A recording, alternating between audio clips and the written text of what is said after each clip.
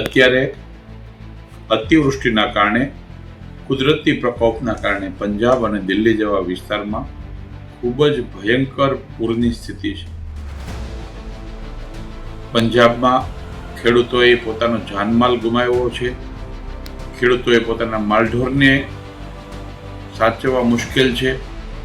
ખેડૂતોનું ખૂબ મોટી તબાહી થઈ છે કુદરતી કોપના કારણે. અતિવૃષ્ટિની સ્થિતિ છે. એવા સમયે કેન્દ્ર સરકારે સંપૂર્ણ કાર્યક્રમો મુલતવી રાખીને પોતાનું ફોકસ રાહત અને બચાવ કામગીરી પર લગાડ્યું છે. દિલ્હીમાં પણ પૂરની સ્થિતિ છે.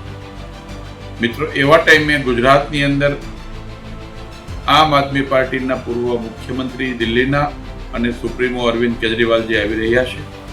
આજે પણ છે દિલ્હીની જનતાએ 10 વર્ષે એમને મત આપીને મોટા કર્યા છે. પંજાબમાં એમની સરકાર છે.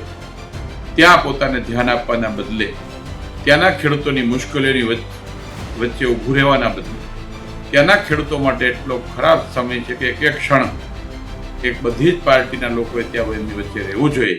એવા સમયે પંજાબને રેઢું મૂકી અને ગુજરાતની ખેડૂતોની ચિંતા કરવા માટે માનની કેજરીવાલજી આવતીકાલે ચોટીલા આવી રહ્યા છે. શાંતિ જ રાજકોટ આવી જવાના છે. ખાસ ગુજરાતના ખેડૂતના દીકરા તરીકે ગુજરાતના ખેડૂતોને મારી વિનંતી છે, આ પ્રકારના દંભી ચહેરાને, આ પ્રકારના કરણી અને કથની જુદા હોય એવા નેતાઓને ઓળખી લેવાની જરૂર છે કે જેમણે દિલ્હીમાં પણ કશું ઉકાળ્યું નથી, જેમણે પંજાબની સ્થિતિ આજે મેં આપને વાત કરી, આપ ટીવી અને સોશિયલ મીડિયાના માધ્યમથી પણ જોજો કે શું સ્થિતિ પંજાબની છે, શું ખેડૂતોની વેદના છે.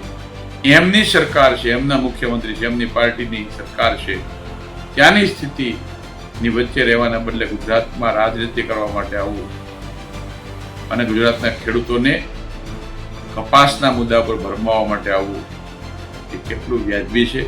આવા નેતાઓને, આવા ચહેરાને ગુજરાતની જનતા ઓળખે જ છે, ઓળખી જશે.